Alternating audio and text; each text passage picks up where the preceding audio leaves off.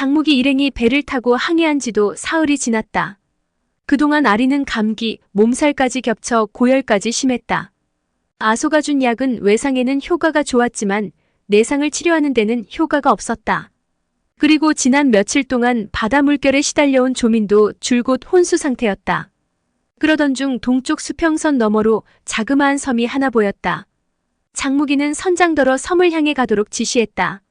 섬은 둘레가 몇 리 남짓밖에 안 되는 작은 섬이었지만 작은 관목과 꽃나무들이 많았다. 장무기는 주지학더러 아리와 조민을 돌봐달라고 부탁한 다음 풀밭을 뒤지며 약초를 찾아다녔다. 그러나 이 섬에서 자란 화초나 풀은 중원 땅의 것과 종류가 달라 대부분 이름조차 모르는 것들이었다. 그래도 다행스럽게 해질녘까지 헤매던 장무기는 약효가 있을 법한 풀 한 가지를 겨우 찾을 수 있었다. 장무기는 일행이 있는 곳으로 돌아와 약초를 바윗돌에 찧어 아리에게 먹였다. 다행히 조민은 이때쯤 스스로 깨어났다. 아리를 제외한 나머지 일행은 화토불을 지펴놓고 둘러앉아 배에서 가져온 저녁을 먹었다. 장무기가 찾아온 약초가 효과가 있었는지 아소가 정신을 차리고 말했다. 송아지 오라버니, 우리 오늘 밤은 여기서 자요. 그 말에 다른 사람들도 구태여 반대할 까닭이 없어 그날 밤 일행은 모두 섬에서 하룻밤을 보내기로 했다. 이튿날 아침 일찌감치 잠을 깬 장무기는 일어서서 한 걸음 내디디려다 그만 다리가 휘청거려 넘어질 뻔했다. 어찌된 노릇인지 두 다리에 힘이 하나도 없었다. 이제껏 이런 일은 한 번도 없었는데 이상하다 싶어 무심결에 눈을 비비고 바닷가를 내려다보니 어저녁 잠자리에 들 때까지 분명히 해변에 정박해 있던 페르시아인의 배가 보이지 않았다. 장무기는 깜짝 놀라 비틀거리며 바닷가로 뛰어나가 사방을 둘러봤지만 어제 타고 온 배는 그림자조차 보이지 않았다. 그렇게 해변을 두리번거리던 장무기 눈에 웬 여자 하나가 모래밭에 엎어져 있는 것이 보였다. 장무기는 얼른 그쪽으로 달려가 엎어져 있는 여자를 뒤집어 보았다. 그런데 그 사람은 놀랍게도 얼굴이 온통 피투성이가 되어버린 아리였다. 놀란 장무기가 아리를 외쳐 부르며 황급히 코끝에 손가락을 가져다 댔다. 다행히 숨은 끊기지 않았지만 호흡이 매우 약했다. 그리고 자세히 살펴보니 양뺨이 예리한 칼날에 베어 10여 군데나 찢겨 있었다. 그나마 다행인 것은 아침나절이 썰물 때라 바닷물이 쓸려나가고 얕은 모래바닥이 드러났기에 망정이지 그렇지 않았다면 지금쯤 꼼짝없이 익사했을 터였다. 그때 문득 장무기 머릿속에 다른 일행은 어찌 되었을까 하는 생각이 떠올랐다. 장무기는 아리에게 응급조치를 취하기 무섭게 얼른 아리를 업고 사손이 있는 곳으로 달려갔다. 다행히 사손은 단정한 자세로 누워 코까지 골아가며 단잠에 푹 빠져 있었다. 호흡이나 맥박도 이상 없는 것을 보니 마음이 놓였다. 그런데 무심결에 잠자리 주변을 돌아보니 있어야 할 도룡도와 의천검이 보이지 않았다. 조민과 주지학은 어젯밤 멀찌감치 떨어진 바위더미 뒤편에 잠자리를 잡았다. 장무기는 아리를 사손 옆에 내려놓고 허겁지겁 그녀들이 잠들어 있는 곳으로 달려가 봤다. 그런데 그곳에는 주지학만 잠들어 있을 뿐 조민의 모습은 그 어디에도 보이지 않았다. 장무기는 우선 주지학을 살펴보았다. 주지학은 머리카락이 절반 남짓 잘려나가고 왼쪽 귓불마저 한 모서리가 베인 채 아직도 피가 흘러나오고 있었다. 그러나 어찌된 일인지 귀에서 피가 흘러나오는데도 불구하고 무슨 좋은 꿈을 꾸는지 얼굴에 미소를 띤 채 깊이 잠들어 있었다. 장무기는 얼른 주지학을 소리쳐 깨우기 시작했다. 그러나 주지학은 장무기가 아무리 외쳐 불러도 일어날 줄 몰랐다. 다행히 호흡과 맥박은 안정적이라 별다른 걱정은 하지 않았다. 그제야 장무기는 주지학을 비롯한 일행이 모두 미약에 중독당했다는 사실을 깨달았다. 장무기는 주지학이 잠든 자리를 벗어나 주변은 물론 해변까지 조민을 찾아보았으나 종적을 찾을 수 없었다. 조민을 걱정하던 장무기의 마음은 차차 서글픈 심정으로 바뀌어갔다. 이 모든 게 결국 조낭자가 저지른 일이란 말인가? 하지만 부상당한 몸으로 어떻게 페르시아인들의 배를 빼서 탈출했을까? 하긴 도룡도와 의천검을 가져갔으니 페르시아인들을 협박했을 수도 있겠군. 생각이 여기까지 미치자 문득 자기를 위해 페르시아 명교 교주가 되어 떠나간 아소의 모습이 떠올라 미칠 것만 같았다. 정신을 수습한 장무기는 얼른 사손에게로 달려가 그를 흔들어 깨웠다. 그러자 사소는 잠이 덜 깬 기색으로 겨우 일어나 앉았다. 그러고는 흐리멍덩하게 물었다. 아침부터 왜 그러느냐? 큰일 났습니다. 우리 모두 간계에 빠졌습니다. 그러고는 페르시아인의 배가 없어진 일과 아리와 주지악이 한꺼번에 상처를 입은 일을 간략하게 설명해 주었다. 그럼 조낭자는? 사손의 물음에 장무기는 암울한 말투로 대답했다. 그녀만 보이지 않습니다. 그러자 사손이 또 물었다. 그럼 도룡도와 의창검도 모두 가져갔겠구나. 장무기는 풀이 죽은 기색으로 그런 것 같다고 대답했다. 장무기의 말을 들은 사손이 몸을 일으키는데 그 역시 두 다리가 휘청거리더니 도로 주저앉고 말았다. 그걸 보고 장무기가 숨을 한 모금 들이마신 다음 운기해 보았다. 그러자 사지팔다리가 물먹은 솜처럼 나른하게 풀리고 기력이 전혀 솟구치지 않았다. 장무기는 아차하며 탄식했다. 큰아버님, 우리 모두 십향연근산에 중독된 모양입니다. 뭐? 십향연근산이라고? 사손 역시 앞서 장무기가 6대 문파 고수들을 구해준 이야기를 통해 십향연근산이 어떤 독약인지 들어 알고 있었다. 그나마 다행인 것은 십향연근산은 내력만 운용하지 않는다면 몸을 움직이는 데는 별다른 영향을 주지 않았다. 장무기는 다시 주지악이 있는 곳으로 달려가 그녀를 흔들어 깨우려 했으나 주지악은 사손과 다르게 좀처럼 깊은 잠에서 깨어날 줄 몰랐다. 아마도 일행 가운데 가장 내력이 깊은 장무기가 가장 먼저 깨어나고 그 다음으로 사손이 일어난 것을 볼 때 그들 두 사람에 비해 내력이 훨씬 뒤떨어지는 주지악은 금방 깨어날 것 같지 않았다. 장무기는 하는 수 없이 주지악은 내버려두고 산기슭에 가서 지혈에 효과가 있을 법한 약초를 뜯어다 이빨로 잘게 씹어 아리의 얼굴에 붙여줬다. 그런 다음 주지악의 두피와 귓불 상처에도 약초를 붙여줬다. 그때쯤 누군가의 손길이 닿는 감촉에 놀랐는지 주지악이 길게 하품을 하며 두 눈을 떴다. 눈을 뜬 주지악은 장무기 손이 자기 귓불을 만지고 있는 걸 느끼고 깜짝 놀라 몸을 일으켰다. 그때 갑자기 귓부리가 불에 댄 듯 화끈거리자 주지악은 저도 모르게 소리를 지르며 그리로 손을 가져다 댔다. 주지악이 이게 무슨 일이냐며 몸을 일으키는데 그녀 역시 몸을 비틀거리더니 똑바로 서지 못하고 무릎이 꺾이면서 그만 장무기 품속으로 안기듯 쓰러지고 말았다. 그러자 장무기는 차분히 아침에 눈을 뜨고 알게 된 사실을 주지악에게 일러줬다. 주지악은 무심코 제 곁에 누워있는 아리의 끔찍한 얼굴 모습을 바라보다 깜짝 놀라 엉겁결에 두 손으로 자기 얼굴부터 더듬었다. 장무기는 그런 주지악을 안심시켰다. 그런 다음 장무기는 조용한 곳으로 나가 가부좌를 틀고 앉아 조용히 운공을 해보았다. 정신을 집중시키고 체내 구석구석을 점검해보니 중독 증세가 여간 심각한 게 아니었다. 그러나 다행히도 구양신공을 익힌 장무기는 몸속 구석구석에 퍼진 독소를 천천히 옮겨다 단전에 몰아넣을 수 있었다. 그러고는 억지로 단전에서 한 덩어리로 응집시킨 다음 한 방울 한 방울씩 땀에 섞어 몸 밖으로 밀어낼 수 있었다. 한 시즌 남짓 공력을 운기하고 나자 확실히 효과가 있음을 느낄 수 있었다. 그러나 이 방법은 구양신공을 바탕으로 하는 것이라 사손이나 주지악에게 권할 수는 없었다. 우선 자신의 체내에 있는 독성부터 말끔히 몰아내고 나서 내공이 온전해지면 사손과 주지악의 독성을 몰아낼 수 있도록 도와주는 길밖에 없었다. 그러나 말처럼 그 과정이 쉽지는 않았다. 장무기는 일주일이 되어서야 겨우 3알 정도의 독소를 몰아낼 수 있었다. 그동안 사손은 낚시를 하거나 새를 잡아 식량을 구했고 주지악은 물을 끓이고 밥을 지었다. 그러는 동안에도 아리의 병세는 날이 갈수록 무거워졌다. 장무기는 아리의 상처를 무엇으로 어떻게 치료하면 나을 수 있는지 뻔히 알면서도 수중에 쓸 치료약이 없어 아리가 죽어가는 모습을 바라만 보고 있어야 하는 것이 안타까웠다. 그럴수록 조민에 대한 미움은 커져만 갔다. 그날 저녁에도 장무기는 평소처럼 열을 내리게 하는 약초를 씹어 아리의 입에 먹여주었다. 하지만 안타깝게도 아리가 약초를 삼키지 못하자 마음이 너무 아픈 나머지 저도 모르게 아리의 얼굴에 눈물만 하염없이 떨어뜨렸다. 아리가 얼굴에 떨어지는 물방울의 감촉을 느꼈는지 눈을 번쩍 뜨더니 장무기를 발견하고 희미하게 미소를 지어 보였다. 아직도 장무기를 증송아지로 알고 있는 아리는 장무기를 보며 송아지 오라버니, 슬퍼하지 말아요. 장무기는 목이 메었다. 지금이라도 아리가 그렇게 그리워하던 장무기가 자기라고 말해주어야 하나 고민했다. 그러나 지금은 아리에게 충격을 주어선 안 된다 생각하고 입을 꾹 다물었다. 아리는 살포시 손을 내뻗어 장무기의 뺨을 어루만졌다.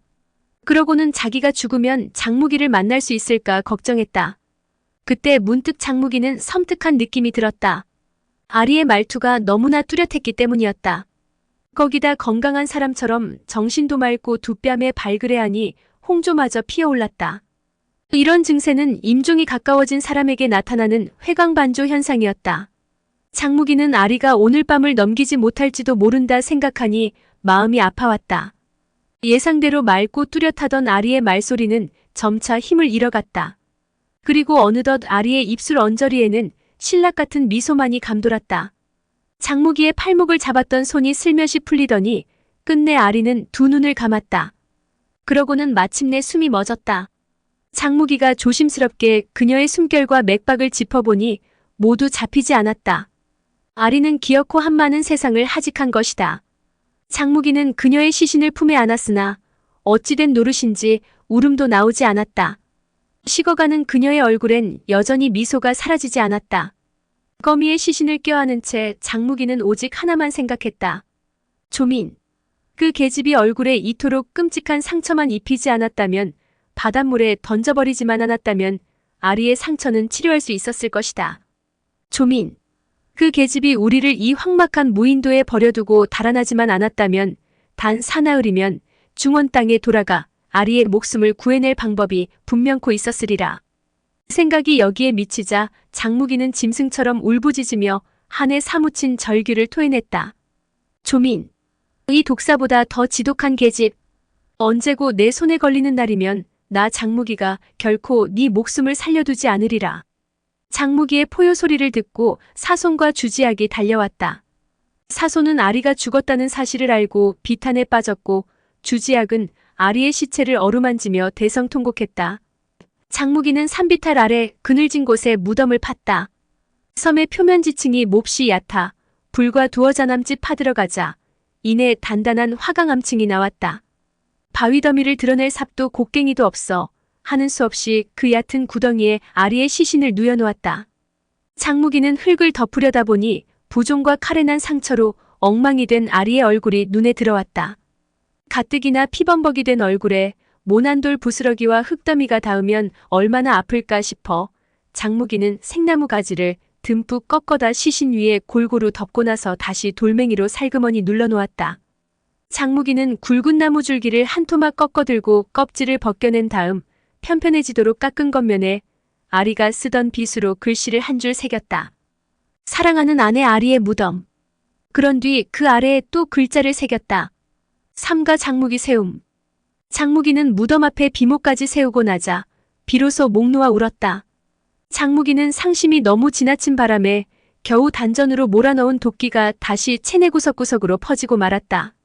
장무기는 또 며칠 동안 고생한 끝에 가까스로 도끼를 단전에 다시 응집시켰다. 그리고 그것을 몸 밖으로 완전히 몰아내는데 10여일이 걸렸다. 완전히 공력을 회복한 장무기는 적지 않은 시일과 공력을 쓴 끝에 양부 사손의 도끼를 완전히 몰아내줬다. 이제 주지학의 도끼를 몰아낼 차례였다. 그러나 주지학은 내력을 송두리째 잃어버린 데다 사손처럼 구양신공을 빨아들일 힘조차 없었다. 유일한 방법은 맨살의 한 손바닥을 상대방 등허리에 붙이고 다른 한 손을 배꼽 아랫배에 갖다 붙여 공력을 주입해서 내력을 운기하는 것뿐이었다. 그런데 어찌 젊은 남녀가 아무 사이도 아닌데 맨살을 맞댄단 말인가? 방법이 있으면서도 어쩔 도리가 없어 주지학을 치료하지 못하고 있는 사정을 눈치챈 사손이 장무기와 주지학을 불렀다. 무기야, 내가 중신을 들 테니 주 소절을 아내로 맞아들이거라. 사손의 말에 장무기와 주지학 두 사람은 모두 깜짝 놀랐다. 두 사람 모두 서로 애정을 느끼고는 있었지만 일이 너무 급하게 돌아가는 느낌이었다. 하지만 현실적으로 시간이 없는 것도 사실이었다. 비록 시평 연근산이 내력을 못쓰게 억제하는 독이라고는 하지만 그렇다고 무작정 오래 방치해두면 결국 오장육부를 상하게 하고 말 것이다. 일행이 무인도에 버려진 시간도 한 달이 훌쩍 넘었다. 더는 해독을 망설일 시간이 없었다. 결국 장무기와 주지학은 서로 약혼 예식을 올리고 해독부터 하기로 했다. 장무기는 살아생전 아리와 부부의 연을 맺지는 않았지만 그래도 아리의 비목에 자기 아내라고 새겨넣은 지 얼마 되지도 않아 다른 아내를 맞을 수는 없었다. 그래서 지금은 약혼만 하고 훗날 중원 땅으로 돌아가서 조민을 죽이고 도룡도를 되찾아 사손에게 돌려주고 난 다음 정식으로 혼례를 올리겠다고 했다. 그 말에 사손이 무인도에서 언제 탈출할 수 있을지도 모르는데 너무 막연한 약속이 아니냐고 꾸짖었다. 그러자 장무기는 3년 뒤에도 일행이 이 섬을 떠날 수 없으면 그때는 혼례를 올리겠다고 약속했다. 주지양 역시 그 뜻에 동의함으로써 두 사람은 약혼한 사이가 되었다. 그 말을 듣자 사손이 껄껄대고 웃으며 벌떡 일어서더니 두 사람만 남겨둔 채 뒷산을 향해 걸어갔다. 사손이 사라지자 장무기는 주지학의 몸속에서 독을 몰아내기 위한 치료를 시작했다. 장무기는 주지학이 공력을 상실한 몸이라 구양신공을 받아들이지 못할 것 같았는데 뜻밖에도 순조롭게 받아들여 좀 이상하다는 생각이 들었다. 하지만 음식을 적게 먹었기 때문에 중독 상태가 사손보다 깊지 않았던 모양이라고 생각했다. 그렇게 주지학은 사흘 만에 내력을 완전히 회복했고 두 사람은 더욱 가까워졌다. 그러던 어느 날 저녁이었다. 장무기 품에 안겨 별을 올려다보던 주지학이 말했다. 만약에 제가 당신한테 잘못을 저지른다면 당신은 날 죽일 건가요? 장무기가 의아하단 표정으로 주지학을 바라보며 말했다. 그럴 리가 있겠소? 그러자 주지학이 떨리는 목소리로 대꾸했다. 저는 당신 입으로 직접 약속하는 말을 듣고 싶어요. 장무기는 웃으며 답했다. 좋소. 내 약속하지. 당신이 내게 무슨 잘못을 저질러도 그대에게 주는 내 마음 변하지 않을 것이오. 주지학이 그의 두 눈을 뚫어져라 응시했다. 장무기는 자신의 얼굴에 못 박힌 그녀의 시선에서 문득 뭐라고 형언하기 어려운 예감 같은 것을 느꼈다. 주지학이 다시 한번 못 박듯 말했다. 무기오라버니, 당신은 사내대장부예요. 오늘 저녁 제게 하신 말씀 꼭 기억해두세요. 그러고는 어두운 하늘 위에 갓 떠오른 초승달을 가리키면서 이렇게 덧붙였다. 저 하늘의 초승달이 우리 두 사람의 증인이 될 거예요. 앞으로 제가 당신께 무슨 일인가 잘못했다고 깨달으시더라도 그게 모두 당신을 사랑하기 때문인 줄로 알아주세요. 그러자 장무기가 웃으며 답했다. 나를 사랑하기 위해서라면 그대가 무슨 일을 저지르더라도 내 결코 원망하지 않을 거요. 그때 갑자기 산비탈 응달진곡 바위더미 뒤에서 웬 여자 목소리가 바람결에 흩날리듯 들려왔다. 이런, 송아지 오라버니, 정말인가요? 장무기는 소스라치게 놀라 자리를 박차고 벌떡 일어섰다. 목소리의 주인이 아무래도 아리인 듯 싶었다. 장무기는 소리가 들려온 쪽을 향해 외쳤다. 아리 동생, 당신이야? 뒤이어 주지학이 비명을 지르더니 장무기 품속으로 뛰어들며 귀신이라고 소리쳤다. 하지만 더 이상 아리의 목소리를 들을 수 없었다. 어느덧 시간은 몇 달이나 지나갔다. 무인도에서 지내는 동안 계절이 바뀌었다. 장무기는 오랜만에 꽃가지를 꺾어들고 아리의 무덤을 찾았다. 그런데 무덤 앞에 새겨놓았던 비목이 흙바닥에 쓰러져 있는 것을 발견했다. 장무기는 들짐승이 지나다 부딪혀서 쓰러졌나 하고 별 생각 없이 비목을 집어 제자리에 다시 단단히 세워 꽂았다. 장무기가 아리를 생각하며 상념에 빠져 있을 때 바다갈매기들이 유난히 시끄럽게 우는 소리가 들려왔다. 장무기는 소리나는 쪽으로 고개를 돌려보다 저도 모르게 벌떡 일어섰다. 베었다. 돛담배 한 척이 섬을 향해 다가오고 있었다. 장무기는 얼른 뛰어내려가 사손과 주지학에게 배가 오고 있다고 알렸다. 그렇게 반 시즌도 못 되어 배는 섬 바깥 바다에 닻을 내리고 정박했다. 그러더니 작은 종선 한 척이 해안을 바라고 노를 저어왔다. 세 사람은 서둘러 바닷가로 뛰어갔다. 그런데 이게 웬일인가? 작은 종선에 탄 사람들 복장이 모두 수군 복장이 아닌가? 잠깐 사이에 종선이 모래 여울목에 뱃머리를 대자 수군 5명이 무트로 올라왔다. 앞장서서 다가오던 수군 군관이 장무기를 발견하고 허리 굽혀 인사를 건넸다. 혹시 장무기 공자님 아니십니까? 장무기가 그렇다고 답하자 군관이 기뻐하며 말했다. 소관의 이름은 바수타이입니다. 소관은 장공자님과 사대엽 어른을 영접해 중원 땅으로 모시라는 명을 받들고 왔습니다. 이 말을 듣고 장무기는 고개를 갸우뚱했다. 방금 이 군관이 거론한 사람은 장무기와 사손 두 사람뿐 주지학과 아리의 이름은 없었던 것이다. 장무기가 바수타이에게 물었다. 귀관께서는 어느 분의 명을 받들고 오셨소? 그러자 바수타이는 자기가 아는 대로 말해줬다. 소관은 복건 지방 해안수비대 다루가치 수군 제독의 부하로서 보르도스 장군의 명을 받들어 이렇게 영접을 나왔습니다. 보르도스 장군께선 8척의 원양 함선을 복건성과 절강성 그리고 광동성 일대 해역에 파견했는데 뜻밖에도 소관이 큰 공을 세우다니 그야말로 꿈만 같습니다. 바수타이가 말하는 투로 보건대 장무기 일행을 찾아낸 수색대는 아마도 진급과 큰 포상금을 받는 모양이었다. 그러나 장무기는 보르도스란 장군의 이름조차 들어본 적이 없었다. 일행 모두가 예상하듯 아마도 조민이 보낸 것이 분명했다. 그때 사손이 바수타이에게 말했다. 바수타이 장군, 우리가 저 동굴에 있는 휴대물품을 챙겨와서 배에 오를 테니 여기서 잠시만 기다려주시겠소? 그러자 바수타이는 웃으며 그렇게 하겠다고 했다. 사손은 장무기와 주지학의 손을 잡고 산등성이 뒤로 돌아갔다. 그러고는 바수타이 일행이 듣지 않는 곳에 다다르자 두 사람에게 말했다. 조민이 갑작스레 수색선을 보내 우릴 찾는 걸 보니 뭔가 음모를 꾸미고 있는 게 틀림없다. 하지만 일단 무인도를 탈출해서 중원 땅으로 돌아가려면 저들의 배를 탈 수밖에 없다. 그러니 우리가 저장해둔 말린 생선과 과일을 챙겨가고 물도 우리가 준비한 것만 마셔야 한다. 절대 배에서 주는 음식은 먹고 마셔선 안 된다. 내 짐작으로는 저 배에 조민이 타고 있지는 않을 듯 싶으나 저들이 가자는 대로 가서도 안 된다. 그렇게 일행은 사손의 뜻에 따라 물품을 준비해 배에 올랐다. 배에 오른 장무기는 선실과 선창 안팎을 구석구석 살펴보았으나 다행히 큰 위험은 없을 듯했다. 배에 탄 사람들도 보통의 수군일 뿐 모두 무공을 익히지 않은 듯 싶었다. 그제야 일행은 다소 마음이 놓였다. 이윽고 닷줄이 감기고 도폭이 펼쳐지자 범선은 무인도를 뒤로하고 외해로 빠져나갔다.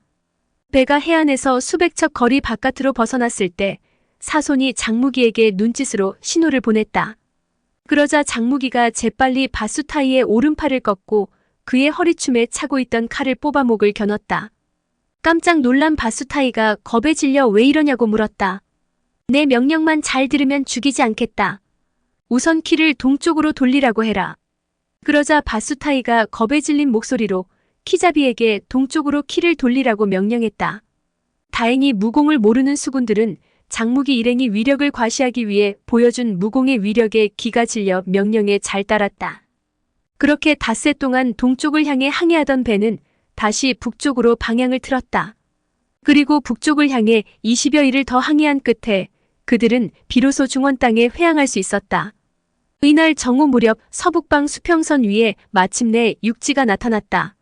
오랜 항해에 지칠 대로 지친 몽골 수병들은 흙냄새를 맡고 미칠 듯이 환호성을 질렀다.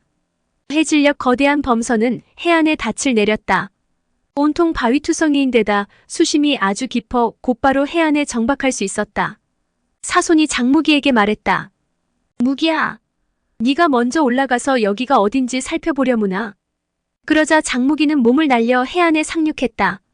그러나 장무기가 상륙한 곳은 온통 바위와 울창한 숲만 있을 뿐 사방을 둘러봐도 인가를 찾을 수 없었다. 더 나가봤자 마찬가지일 듯 싶어 장무기는 다시 배가 정박한 곳으로 돌아갔다. 거의 해변에 다다를 무렵 장무기는 바람결에 실려오는 처절한 비명을 들었다. 그 소리는 바로 범선에서 들려오고 있었다. 장무기는 가슴이 철렁 내려앉아 쏜살같이 배를 향해 달려갔다. 훌쩍 뱃머리에 뛰어오르고 보니 갑판 여기저기에 함께 타고 왔던 수군들 시체가 어지러이 널려 있었다. 그들은 단 한 사람도 남김없이 떼죽음을 당했다. 갑판 위에 멀쩡하게 서 있는 사람은 사손과 주지학 둘뿐이었다. 장무기가 사손에게 다가가 물었다. 큰아버님, 지학, 무사하십니까? 적은 어디로 갔습니까? 그러자 사손이 고개를 갸우뚱하며 되물었다. 적이라니? 어떤 놈들 말이냐? 그 말에 어리둥절해진 장무기가 이 수군들은 어찌된 일이냐고 물었다. 그러자 사손이 대수롭지 않다는 듯 말했다. 나하고 지학 둘이서 죽였다. 그 말을 듣고 아무 말 없는 장무기에게 사손이 말했다. 왜 그러느냐?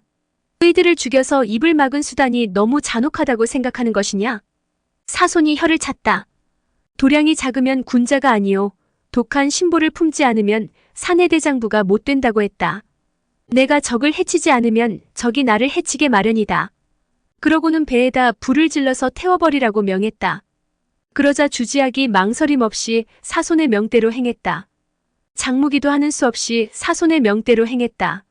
그렇게 세 사람은 범선에 불을 지르고 제각기 무트로 뛰어내렸다.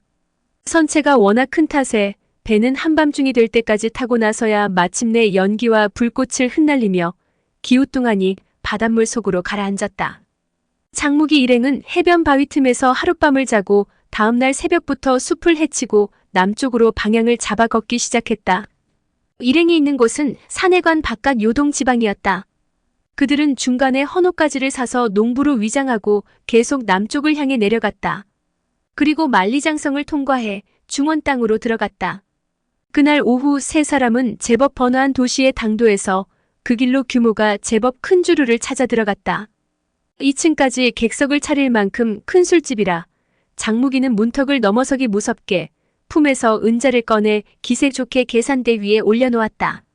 먼 길을 시골 농부 차림으로 걸어오느라 상거지 꼴인 일행이 문전박대당할까봐 선수를 친 것이다. 그런데 이상하게도 술집 주인이 난감한 표정을 지으며 달려와 장무기가 건네준 은자를 두 손으로 공손히 떠받들어 돌려주는 것이 아닌가. 어르신들께서 저희 가게를 찾아주신 것만도 황송한데 저희가 어찌 술값을 받겠습니까? 그러면서 장무기 일행을 2층으로 안내했다. 장무기 일행은 얼떨결에 2층으로 올라와 자리를 잡게 되었다. 그때 사손이 두 사람에게 주의를 환기시켰다. 내가 들어보니 좀 전에 주인장의 말투가 몹시 겁먹은 기색이더구나. 그러니 모두 조심해야겠다. 그때 시끌벅적하게 계단을 딛고 올라오는 발소리가 들렸다. 일행이 소리나는 쪽으로 고개를 돌려보니 손님 7명이 올라오는데 공교롭게도 2층으로 올라오는 손님들 역시 모두 거지들이었다. 더욱 이상한 것은 거지들이 거드름을 부려가며 식탁에 자리 잡고 앉았는데 뒤따라 올라온 심부름꾼이 마치 고관대작이라도 모시듯 연신 허리를 굽혀가며 주문을 받는 것이었다. 장무기는 그런 거지들의 행색을 유심히 살펴보았다. 거지들 등에 제각기 자그만 보따리가 5개 혹은 6개씩 매달려 있는 것을 보건대 그들은 모두 개방의 중량급 제자들이 틀림없었다. 얼마 되지 않아 또 다른 개방 거지들이 2층으로 올라오더니 잠깐 사이에 30여 명이나 되는 거지들이 연달아 술집 안으로 들어와 자리를 메웠다. 그 중에는 7대 제자도 3명이나 끼어 있었다. 그제야 장무기는 오늘 이곳에서 개방의 회합이 열린다는 걸 눈치챘다. 장무기 일행은 구석진 자리에서 조용히 술과 음식을 먹으며 거지들의 동향을 살폈다. 그때 사손이 나지막하게 속삭이며 주의하라고 했다. 조심해라. 무공이 대단한 인물 2명이 올라오고 있다. 그 말을 듣고 장무기도 층계를 딛고 올라오는 발걸음 소리에 귀를 기울였다. 과연 지금까지 나타났던 거지들과는 비교할 수 없을 만큼 고강한 무공을 가진 두 사람이 2층으로 올라오고 있었다. 두 사람이 층계 끝에 모습을 드러내자 2층에서 시끄럽게 떠들며 먹고 마시던 개방 거지들이 일제히 자리를 박차고 일어났다.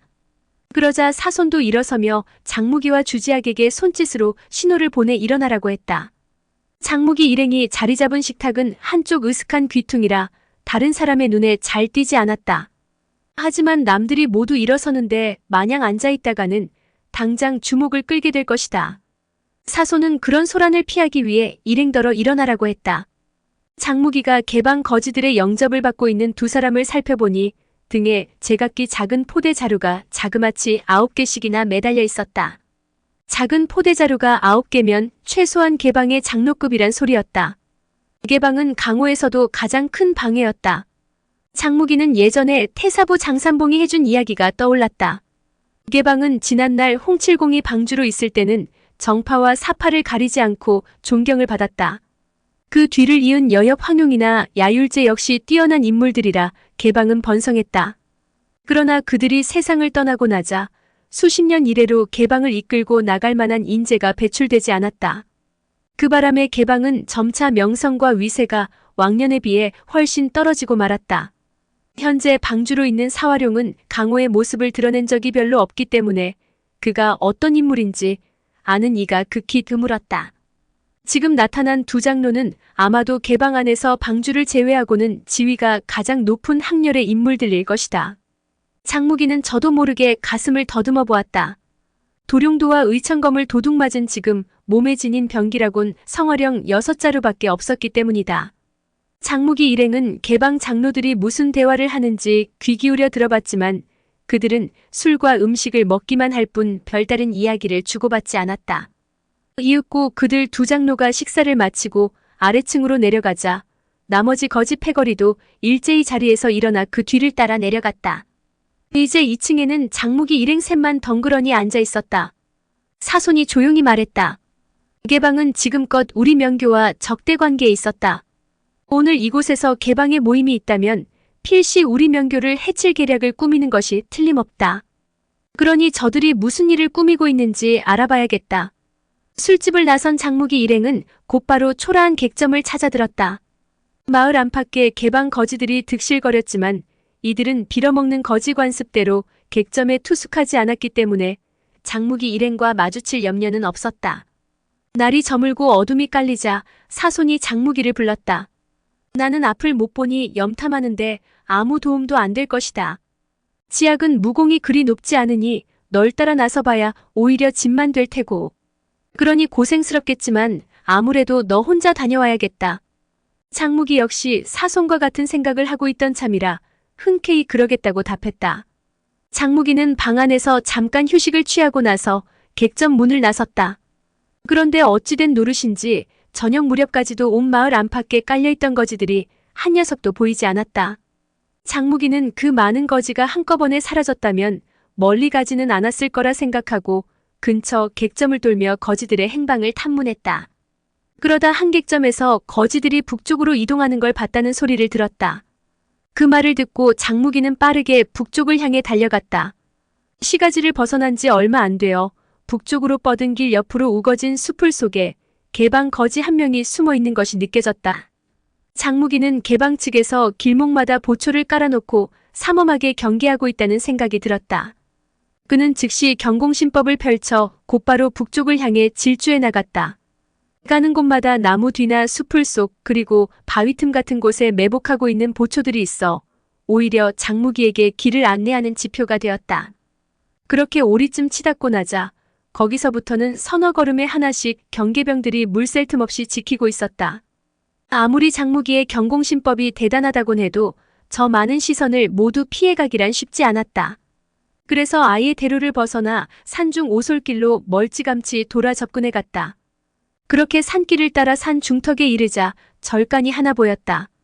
규모가 상당히 큰 사찰이었는데 주변의 분위기로 보건대 개방의 회합이 열리는 곳이 분명했다.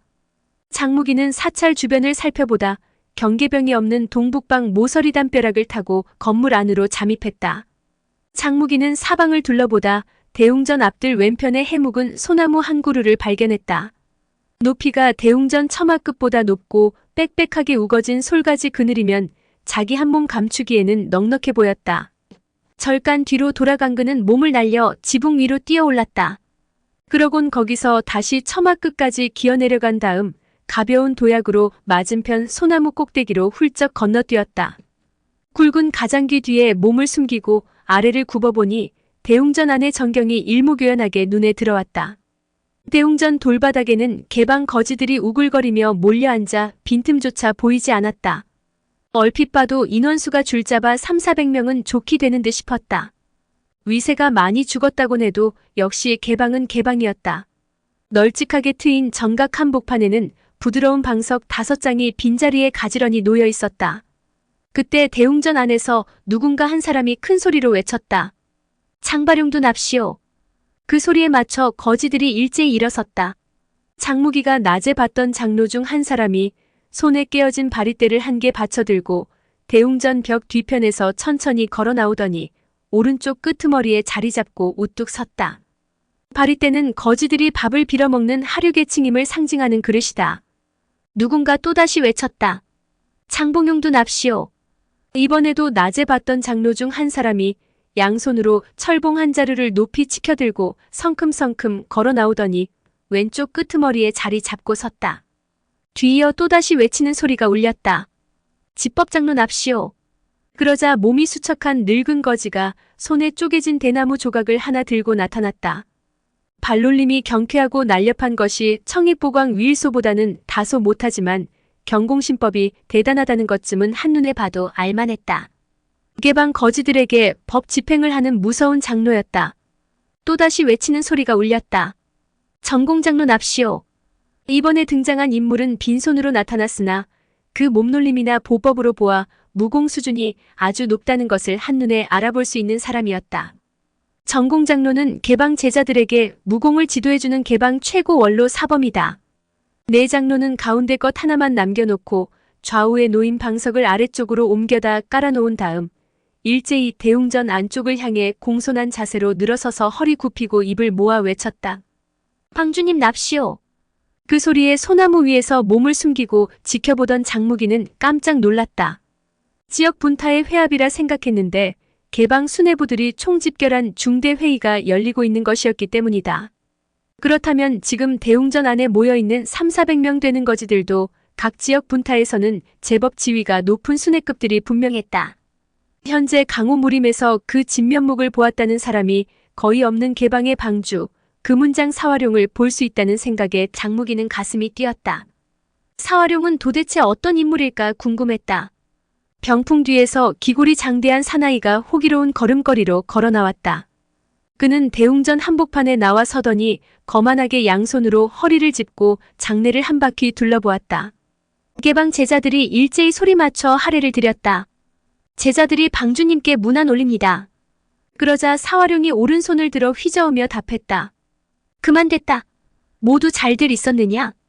방주님께서도 평안하신지요? 개방 제자들이 이구동성으로 응답했다. 사화룡이 가운데 놓인 방석에 좌정하자 제자들도 질서정연하게 땅바닥에 자리 잡고 앉았다. 자리에 앉자마자 사화룡이 대뜸 장바룡도에게 말했다. 우선 자네가 금모사왕과 도룡도에 대한 일부터 여기 있는 모든 형제에게 설명해줘야겠네. 장무기는 개방방주의 입에서 금모사왕과 도룡도라는 말이 나오자 가슴이 마구 요동쳤다.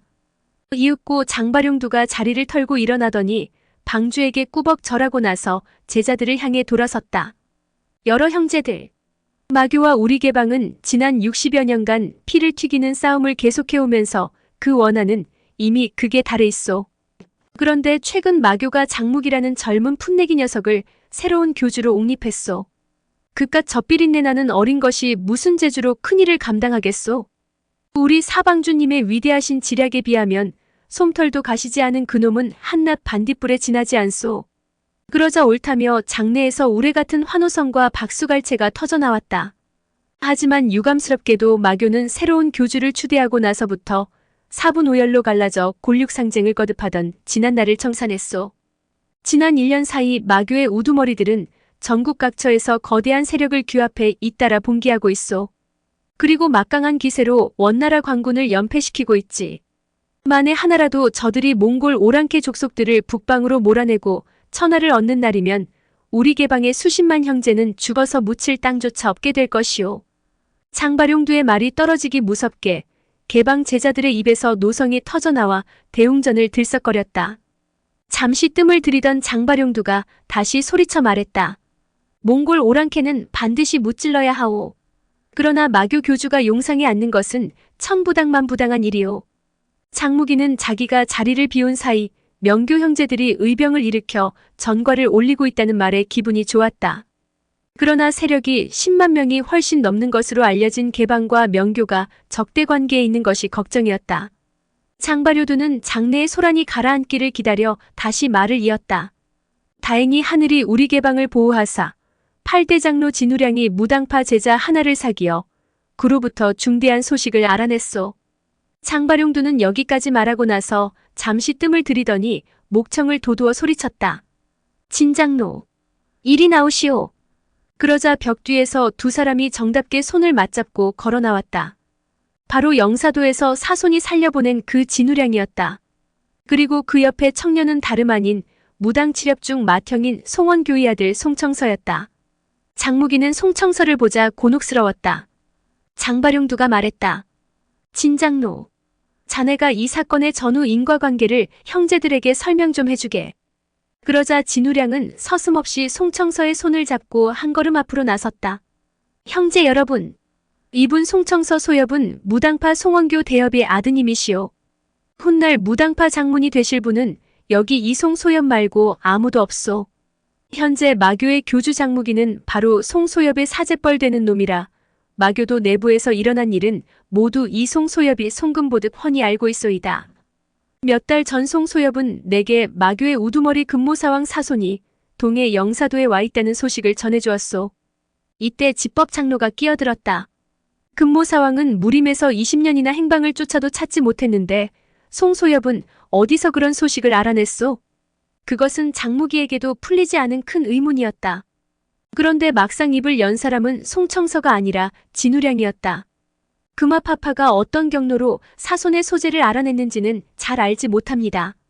다만 금화파파가 북극 황량한 무인도에 숨어있던 사손을 찾아내어 영사도로 유인해왔습니다. 당시 영사도에는 금화파파에게 사로잡혀 끌려온 무시부녀 두 사람이 감금되어 있었습니다.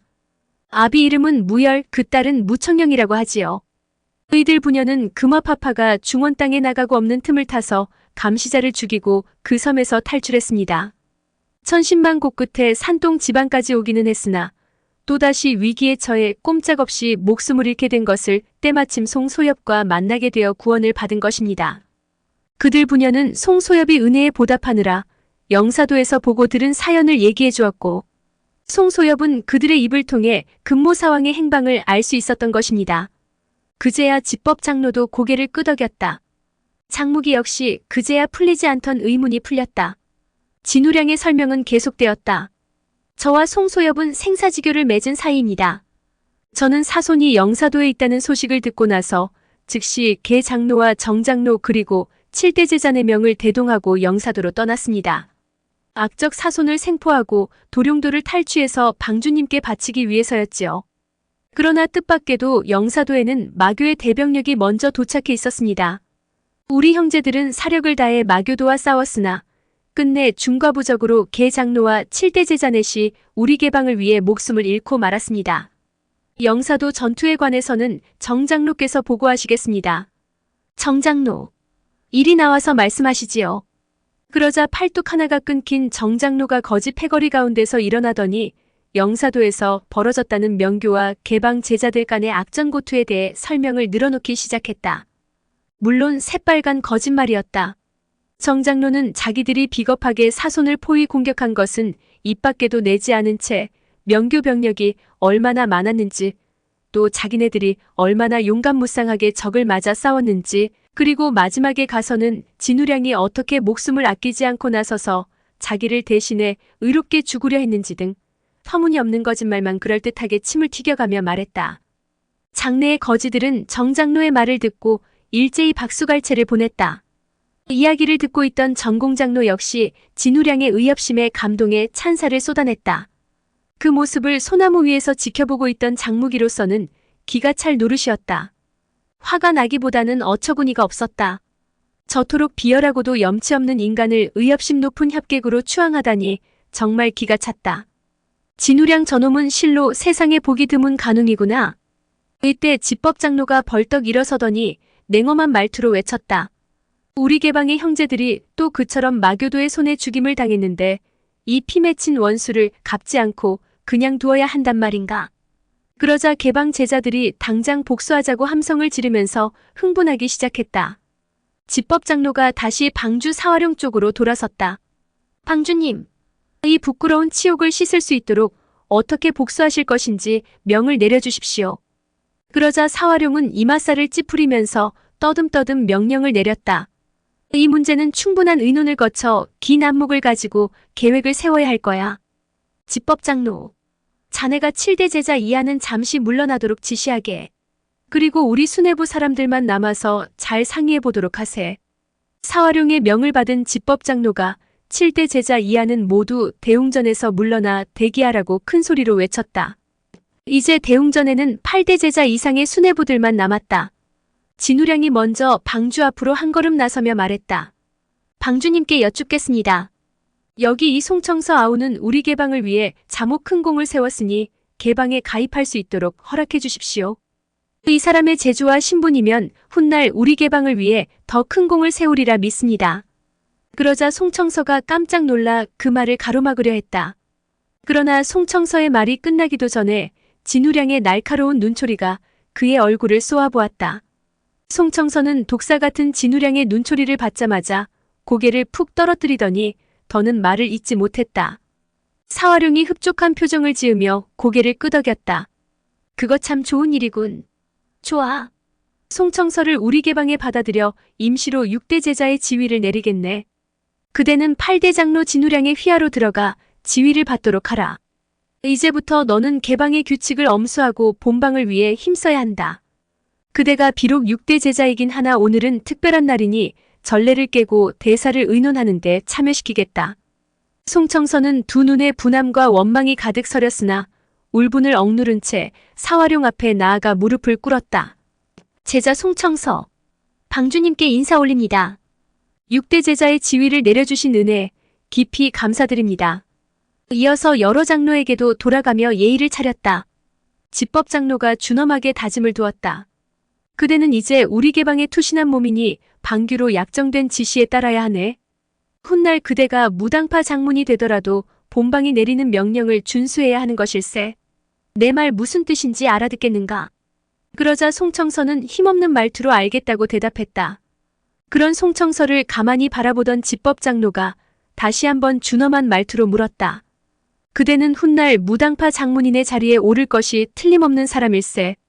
그런데 어째서 그대가 스스로 본방에 투신한단 말인가? 나는 이해하기 어렵군. 이에 대해 명확한 설명이 있어야 할 것 같은데. 집법장로의 추궁을 받자 송청서는 흘끗 진우량의 눈치를 살피더니 군색한 표정으로 해명을 했다. 진 장로께서 제게 베풀어 주신 은혜가 크고 진 장로의 인품을 사모하던 나머지 기꺼운 마음으로 따르기로 결심했습니다. 그 말을 듣고서 진우량이 껄껄거리며 웃었다. 그러고는 묘한 미소를 지으며 송청서에게 말했다. 지금 여기엔 외부 사람도 없는데 얘기해도 상관없지 않겠나? 그러면서 진우량이 여러 사람을 둘러보며 입을 열었다. 아미파 장문 멸절 사태가 세상을 뜬 이후 새로이 젊고 아리따운 아가씨가 장문인의 지위를 이어받았지요. 그녀의 이름은 주지학이라고 합니다. 주지학 낭자와 여기 송청서 아우는 어린 시절 함께 자란 중마고우로 성장에서는 약혼까지 한 사이였습니다.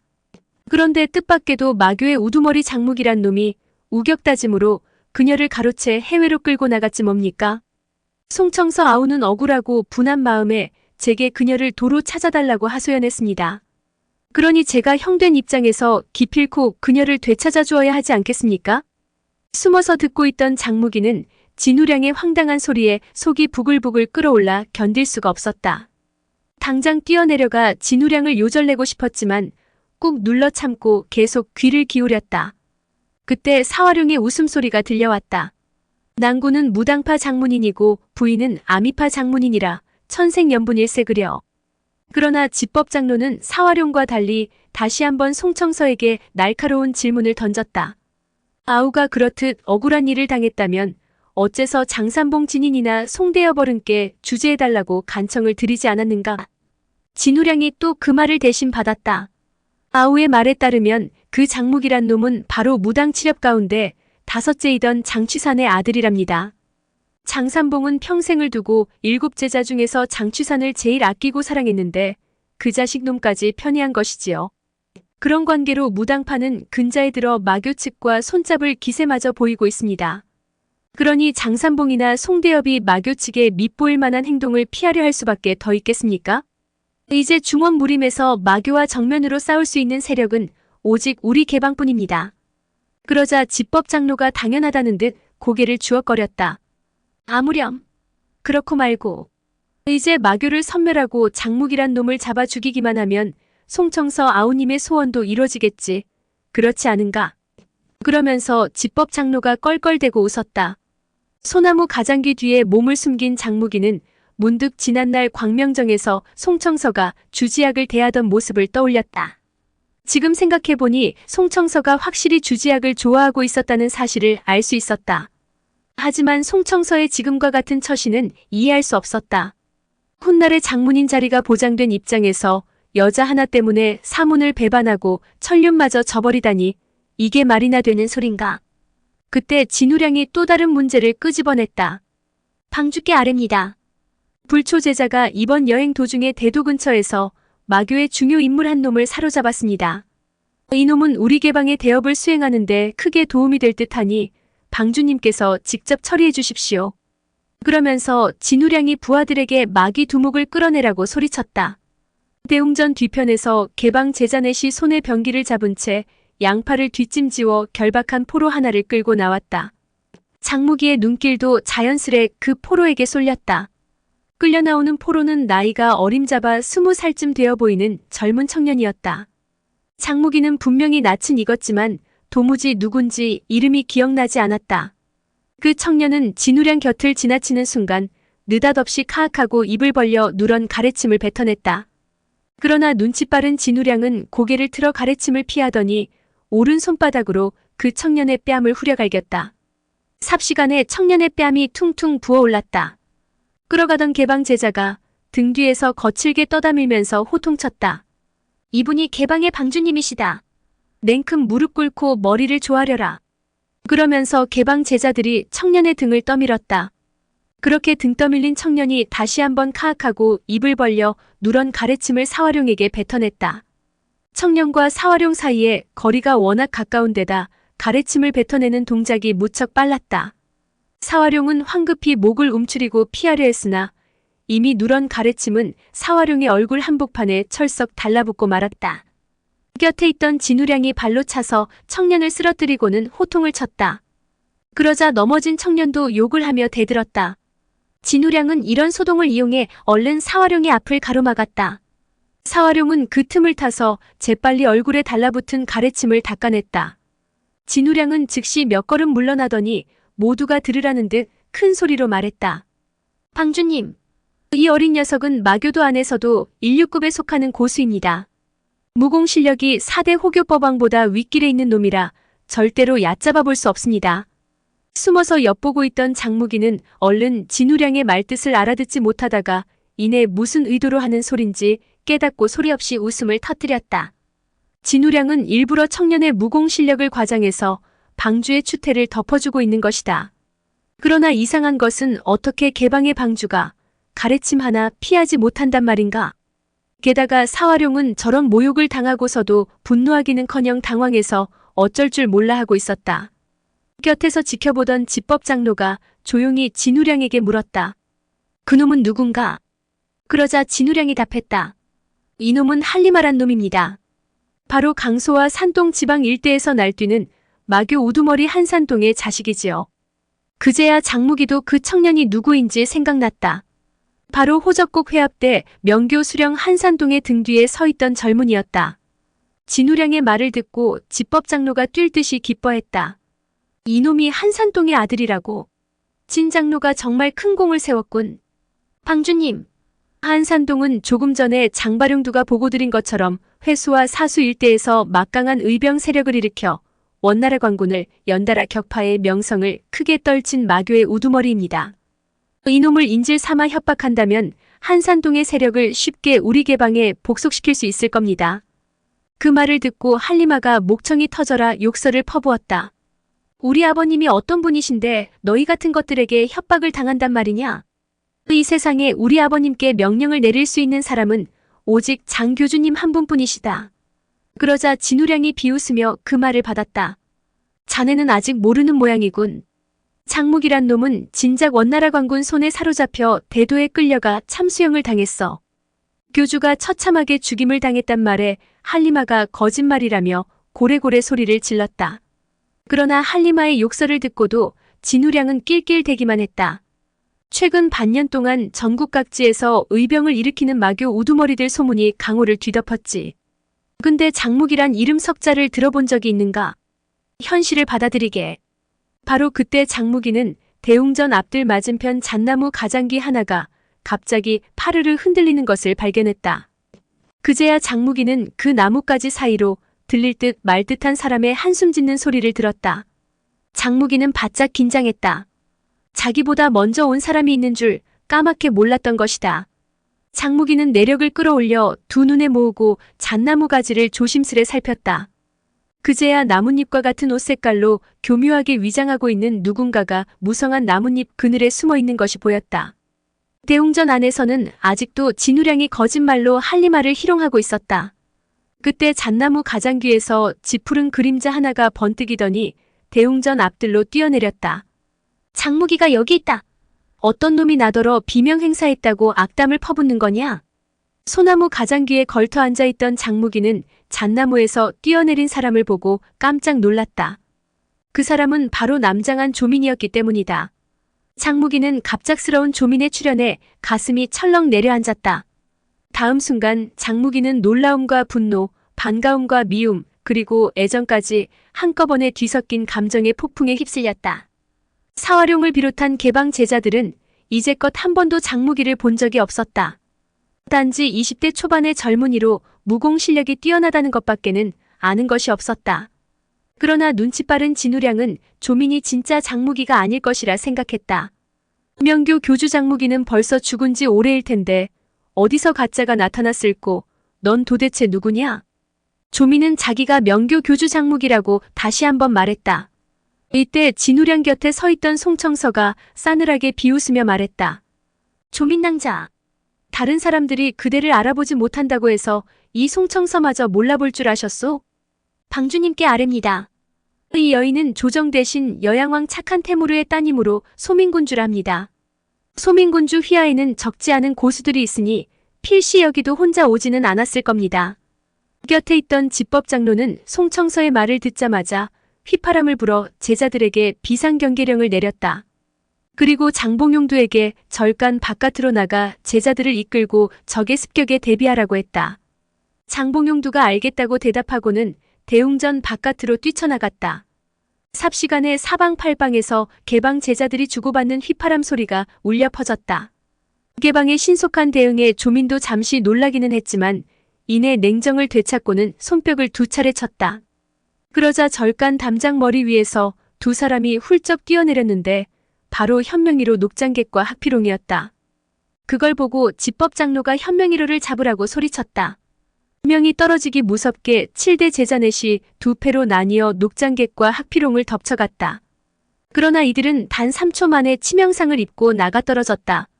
그걸 보고 전공장로가 장도를 휘두르며 학피롱에게 덤벼들었다. 학피롱도 사양치 않고 학취필로 요격해 나갔다. 두 사람의 무기가 서로 맞부딪히기를 3번. 전공장로는 자신이 학피롱의 상대가 아님을 직감했다. 다른 한편에서는 녹장객이 사슴뿔 지팡이로 양손에 쌍극을 나눠 잡은 집법장로와 바리떼를 손에 든 장바룡두 두 사람과 사납게 싸우고 있었다. 이들은 쉴 새 없이 공방을 주고받았지만 좀처럼 승부를 내지 못했다. 이때 바깥에서 경계망을 배치하던 장봉용두가 대웅전으로 들어서다 싸움판을 봤다. 지금 당장 위기에 처한 것은 전공장로였다. 장봉용두는 공력의 깊이로 따지면 개방 제자들 가운데 으뜸이라고 할 수 있는 전공장로가 늙은이 하나를 당해내지 못하고 계속 밀리고 있는 것을 직접 눈으로 보고서도 믿기 힘들었다. 그러나 이미 개방 최고수 전공장로는 위기에 처해 있었다. 장봉용두는 평소 전공장로가 남의 도움받는 것을 싫어한다는 걸 잘 알고 있었다. 하지만 그렇다고 목숨을 잃게 내버려둘 수는 없었다. 장봉용두는 즉시 철봉을 치켜들고 싸움판으로 뛰어들어 학피롱을 공격했다. 장봉용두가 합세하자 학피롱 쪽도 균형이 맞춰져 싸움은 쉽게 끝날 것 같지 않았다. 현명이로가 들이닥쳤을 때 조민은 곧바로 물러나려고 했다. 그러나 눈치 빠른 진우량이 장검을 휘두르며 그녀의 퇴로를 막는 바람에 대웅전에서 몸을 빼내지 못했다. 조민은 6대 문파의 검법을 번갈아 가며 구사했다. 꽤 많은 진우량도 조민이 6대 문파의 검법을 모두 구사할 것이란 건 예상치 못했다. 그 바람에 계속해서 뒤로 밀리던 진우량은 끝내 손에 쥐고 있던 칼을 조민의 공격에 놓치고 말았다. 기회를 잡았다고 생각한 조민은 즉시 진우량의 가슴을 향해 칼을 찔러 넣었다. 그 순간 왼쪽에서 가로 뻗어온 일검이 그녀의 칼을 쳐냈다. 바로 송청서의 검이었다. 그 틈에 진우량은 놓쳤던 칼을 다시 주워들고 송청서를 도와 협공을 퍼부었다. 그렇게 되니 조미는 수비에만 치중할 뿐 공격을 전혀 하지 못하고 수세에 몰리고 말았다. 초조한 마음으로 싸움을 지켜보던 장무기는 한 가지 이해할 수 없는 것이 있었다.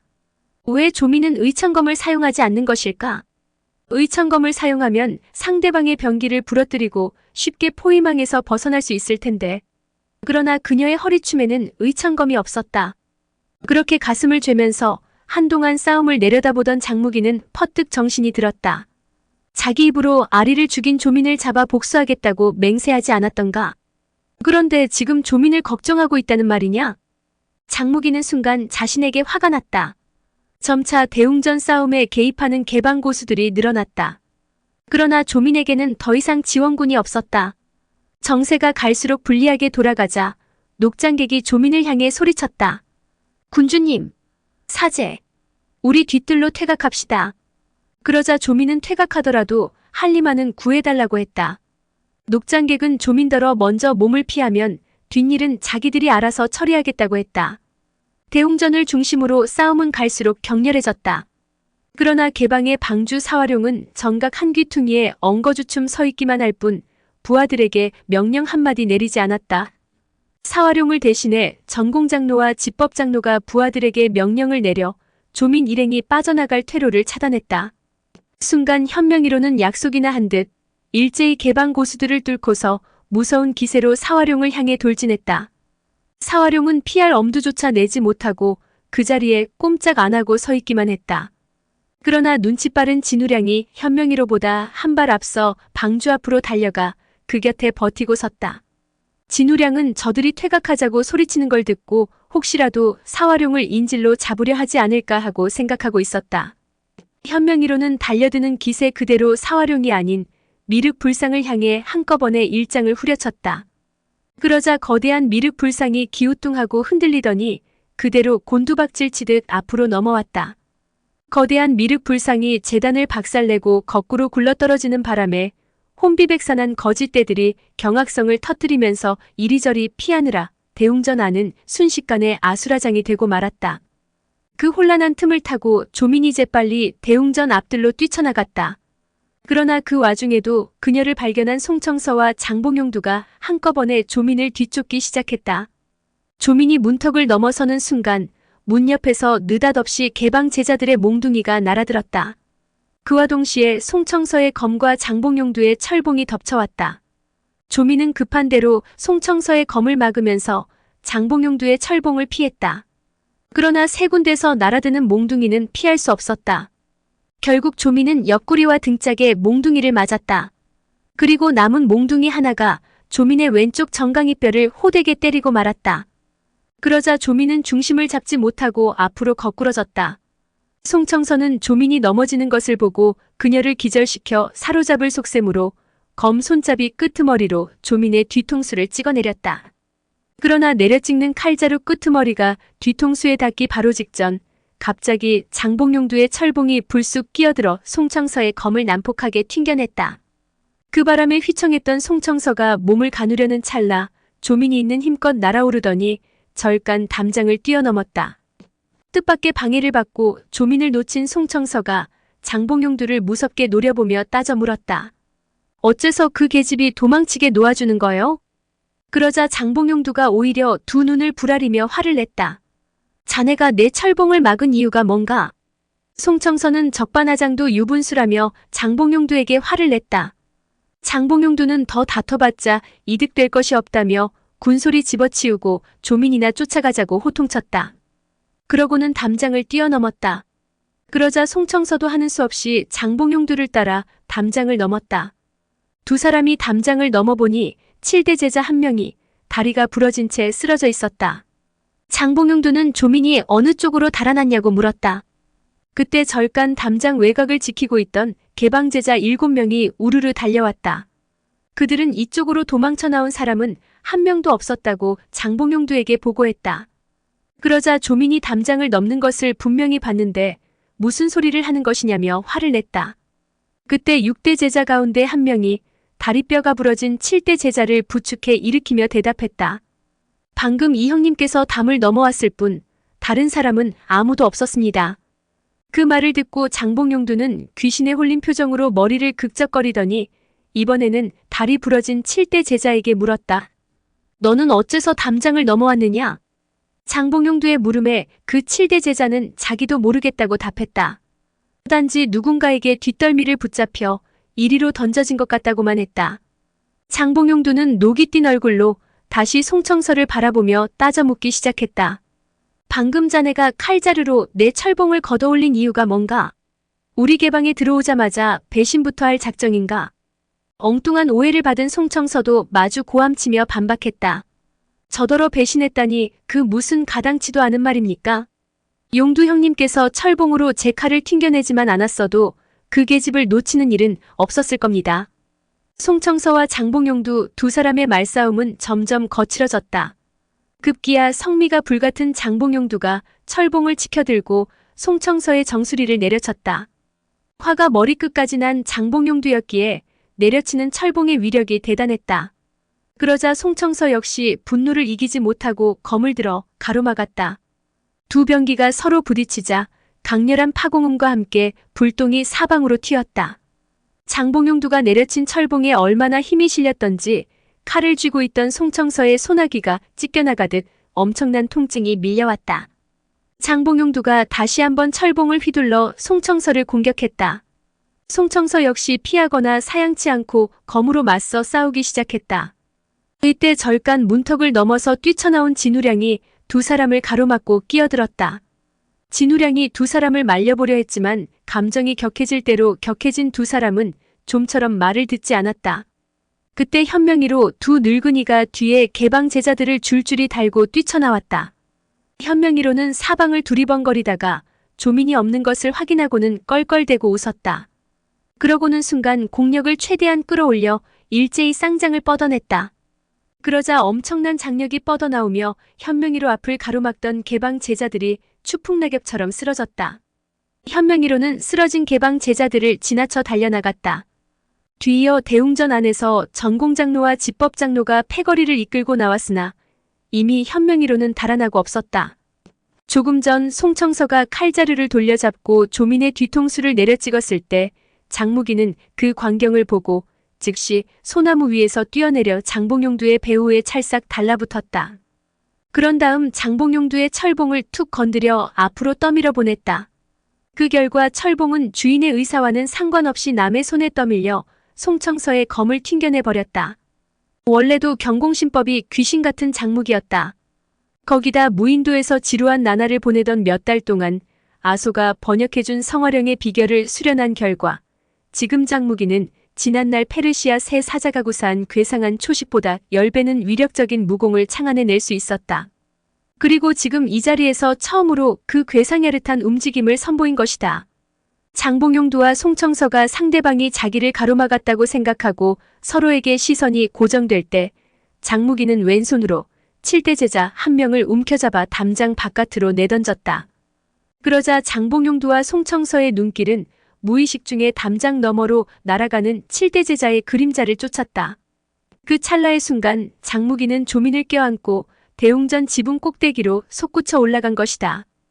때마침 대웅전 안은 혼전으로 사람들이 뒤엉켜 있는 데다 거대한 불상이 무너져 내리면서 일으킨 흙먼지가 건물 안팎에 안개처럼 자욱하게 퍼져 있었다. 그 덕분에 아무도 지붕 꼭대기로 솟구쳐 오른 장무기를 알아본 자가 없었던 것이다. 위기의 순간을 넘긴 조민이 자신을 구해준 사람이 장무기란 사실을 알고 뭐라 입을 열려고 하자 장무기는 얼른 손으로 그녀의 입을 틀어막았다. 사방을 둘러보니 절간 어디에나 개방 제자들이 우글거렸다. 장무기의 무공으로 조민을 데리고 탈출하는 것은 별로 어려운 일이 아니었다. 하지만 개방이 명교를 치기 위해 무슨 일을 꾸미는지 알아내지 않고 떠나기에는 기회가 너무 아까웠다. 거기다 한리마도 그냥 내버려둘 수 없는 노릇 아닌가. 장무기는 지붕 위에서 슬금슬금 기어내려와 기와장 끄트머리까지 갔다. 그러고는 두 발을 처마 끝 물바지에 걸고 거꾸로 매달려 몸을 숙인 다음 기둥과 대들보를 붙잡고 정각 안으로 미끄러져 들어갔다. 건물 안에는 다친 개방 제자들이 널브러진 채 끙끙 앓는 소리를 내고 있을 뿐 한리마는 어디로 끌려갔는지 보이지 않았다. 장무기와 조미는 주변을 돌아보다 굵은 목재 틀에 걸린 커다란 북을 발견하고 그리로 조용히 이동했다. 그런 다음 장무기는 오른손으로 북에 덮인 쇠가죽을 10십자로 찢어냈다. 그러고는 조민을 껴안은 채 그 속으로 쑤시고 들어가 앉았다. 잠시 후 집법장로가 사화룡에게 적들을 놓쳤다고 보고하는 소리가 들렸다. 뒤이어 장봉용두와 송청서가 들어왔는데 그들은 아직까지도 감정을 풀지 못하고 서로 삿대질해가며 싸우고 있었다. 그걸 보다 못한 사화룡과 진우량이 나서 서로를 화해시켰다. 그러자 어쩔 도리 없이 송청서와 장봉용두는 속에서 끓어오르는 화를 억누르며 화해할 수밖에 없었다. 사화룡이 진우량에게 물었다. 마교와 원나라 조정은 불구대천의 원수지간인데 어째서 마교 교주 장무기 일에 그 계집이 나서는지 모르겠군. 그 물음에는 눈치 빠르고 머리 좋은 진우량도 대꾸할 말이 없었다.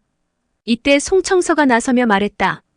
방주님, 그 일에 대해선 제가 좀 알고 있습니다. 마교가 비록 조정과 원수지간이긴 합니다만 그 소민군주란 계집은 장무기에게 올려서 시집을 못 가 안달이 났습니다.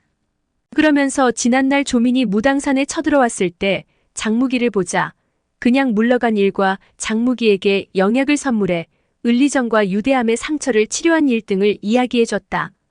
그러자 개방 사람들이 일제히 탄성을 지르며 저마다 한마디씩 했다. 과거 장취상과 은소소 이야기부터 을리정과 기호부 이야기까지 나왔다. 그러면서 장무기 역시 마교의 교주답게 주지학 도모자라 소민군주까지 희롱하는 천하의 몹쓸 음탕한 놈이라고 비아냥거렸다.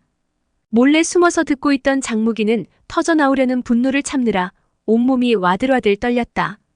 그래도 효심 하나는 지극해서 무당파의 어려움을 풀어주고 20년간 폐인으로 지내던 유대암을 지금은 걸어다닐 정도로 회복시켜줬다는 이야기도 있었다. 송청서의 이야기를 가만히 듣고 있던 진우량이 벼랑간 좋은 계책이 떠올랐다며 소리쳤다. 사화룡이 무슨 계책이냐고 묻자 진우량이 말했다. 여긴 이목이 너무 많아서 안 되겠군요. 모두 한 집안 식구이긴 합니다만 기밀이 새어나갈지도 모릅니다. 그 말에 정가간이 갑자기 물을 뿌린 듯 조용해지더니 잠시 후 사람들이 바깥으로 나가는 발걸음 소리가 어수선하게 들렸다. 이제 이곳에는 개방에서도 신분이 가장 높은 몇몇 수뇌부 인물만 남게 되었다. 그래도 진우량은 마음이 안 놓였는지 다시 한번 주변을 살펴보자고 했다. 그 말에 장봉용두와 장발용두가 지붕 위로 솟구쳐 주변을 살폈고 진우량과 송청서는 대웅전 안팎을 구석구석 살펴봤다. 하지만 이들은 나무틀에 덩그러니 매달린 북 가죽은 그대로 지나쳤다. 잠시 후 수색을 마친 네 사람이 대웅전에 다시 모였다. 그러자 진우량이 목소리를 낮추고 말하기 시작했다. 이 일은 청서 아우님이 책임지고 맡아줘야겠네. 진우량은 장발용두에게 오독실심산이란 독약을 만들어 송청서에게 주라고 했다. 그러면 송청서는 그 독약을 가지고 무당산으로 돌아가 남몰래 장산봉과 무당육협이 먹을 음식에 독약을 섞어 넣으라고 했다. 그러면 개방 사람들이 무당산 아래 잠복해 있다가 일이 성공했다는 송청서의 신호를 받는 즉시 무당산으로 올라가 장산봉이야 모든 무당파 사람들을 사로잡는다는 내용이었다.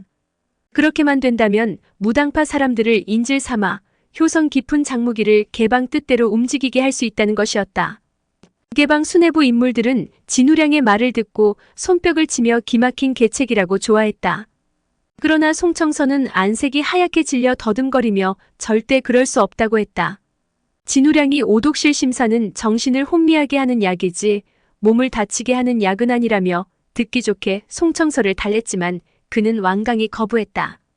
송청서는 절대 불효와 하극상을 범할 수 없다고 단호하게 말했다. 그러자 진우량이 비웃듯 말했다. 이런 한심한 친구를 봤나? 생각이 아주 꽉 막혔군. 자고로 큰일을 도모하는 사람은 사소한 절개에 얽매이지 않는다고 하지 않았던가? 옛날 영웅호걸 중에 대이멸친으로 청사의 이름을 남긴 이가 얼마나 많았는가? 우리 계략은 마교에 대응하기 위한 일이라고 내 분명히 말하지 않았는가? 하지만 송청서는 그런 일을 저지르면 양심의 가책도 견딜 수 없으려니와 강호무림계 사람들에게 지탄을 받을 것이 불보듯 뻔한데 어떻게 얼굴을 들고 다닐 수 있겠냐며 버텼다. 그러자 진우량이 한심하다는 듯 말했다. 음식에 약을 타고 나서 자네도 정신을 잃은 것처럼 쓰러져 있으면 나머지는 우리가 다 알아서 할 것인데 세상 사람들이 자네가 약을 탄 걸 어찌 알겠나? 송청서도 완강했지만 설득하는 진우량도 집요했다. 곰곰이 생각에 잠겼던 송청서가 뭔가 결단을 내린 듯 입을 열었다. 저더러 아버님을 해쳐서 불효자가 되고 하극상을 범해 의리를 저버리게 하는 일을 절대 받아들일 수 없습니다. 스스로 정파라 칭하는 무리민은 누구나 효와 의리를 숭상해왔다. 송청서가 이렇게까지 효와 의리를 내세워 거절하니 개방 사람들도 더는 강요할 수 없었다. 그러나 진우량은 싸늘한 웃음을 머금은 채 독살스러운 눈빛으로 송청서를 노려보며 말했다. 불효와 하극상이라. 그래. 그것은 우리 무리민들에게 가장 큰 금기인 줄은 자네가 구차하게 설명하지 않아도 다 알고 있네. 그런데 막 치려본 아우님과 어떻게 되는 사이더라? 그 말을 듣자 뜻밖에도 송청서는 아무런 대꾸가 없었다. 숨막히는 정적이 대웅전을 가득 메웠다. 영문 모르는 개방 수뇌부 인사들의 눈초리가 일제히 송청서에게 쏠렸다. 마침내 송청서가 길게 한숨을 토해내며 뜻에 따르겠다고 승낙했다. 다만 절대 자기 아버지를 다치게 해서는 안 된다는 조건을 내걸었다. 그 말을 듣고 개방 수뇌부들은 뛸 듯이 기뻐했다. 그들 사이에 오가는 대화를 엿들으면서 장무기는 가슴속에서 피어나는 의욕을 떨쳐버릴 수가 없었다. 왜 저들의 요구를 줄곧 완강하게 거절하던 송청서가 막내 사숙의 이름을 들먹이자 단번에 풀이 죽어 무릎을 꿇고 말았을까? 여기에는 분명히 남모를 내막이 감춰져 있을 거다. 아무래도 7 제사속을 만나 여쭤봐야겠다. 그러는 사이 집법장로와 진우량을 비롯한 개방 수뇌부 7명은 앞으로 어떻게 무당산을 공격할지 계획을 짜느라 여념이 없었다.